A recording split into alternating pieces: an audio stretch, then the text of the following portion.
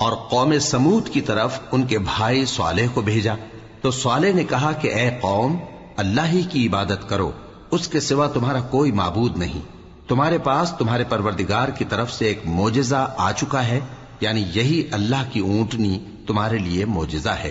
تو اسے آزاد چھوڑ دو کہ اللہ کی زمین میں چرتی پھرے، اور تم اسے بری نیت سے ہاتھ بھی نہ لگانا، ورنہ عذاب علیم تمہیں پکڑ لے گا۔ اور یاد تو کرو جب اس نے تم کو قوم عاد کے بعد سردار بنایا اور زمین پر آباد کیا کہ نرم زمین میں محل تعمیر کرتے ہو اور پہاڑوں کو تراش تراش کر گھر بناتے ہو، پس اللہ کی نعمتوں کو یاد کرو اور زمین میں فساد نہ کرتے پھرو۔ تو ان کی قوم میں سردار لوگ جو تکبر کرتے تھے، غریب لوگوں سے جو ان میں سے ایمان لے آئے تھے، کہنے لگے، بھلا تم یقین کرتے ہو کہ صالح اپنے پروردگار کی طرف سے بھیجے گئے ہیں؟ انہوں نے کہا، ہاں، جو چیز وہ دے کر بھیجے گئے ہیں ہم اس پر بلا شبہ ایمان رکھتے ہیں۔ تو سرداران مغرور کہنے لگے کہ جس چیز پر تم ایمان لائے ہو ہم تو اس کو نہیں مانتے۔ آخر انہوں نے اس اونٹنی کو مار ڈالا اور اپنے پروردگار کے حکم سے سرکشی کی، اور کہنے لگے کہ صالح، جس چیز سے تم ہمیں ڈراتے تھے، اگر تم اللہ کے پیغمبر ہو تو اسے ہم پر لے آؤ۔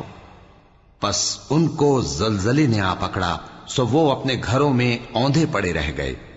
پھر صالح ان سے نا امید ہو کر پھرے اور کہا کہ میری قوم، میں نے تم کو اللہ کا پیغام پہنچا دیا اور تمہاری خیر خواہی کی، مگر تم ایسے ہو کہ خیر خواہوں کو دوست ہی نہیں رکھتے۔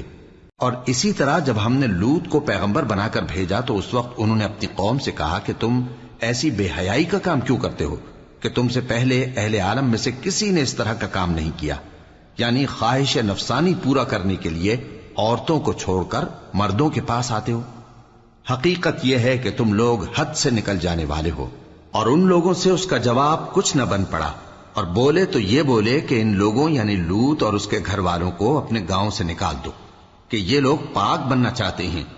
تو ہم نے ان کو اور ان کے گھر والوں کو بچا لیا، مگر ان کی بیوی نہ بچی کہ وہ پیچھے رہنے والوں میں ہو گئی،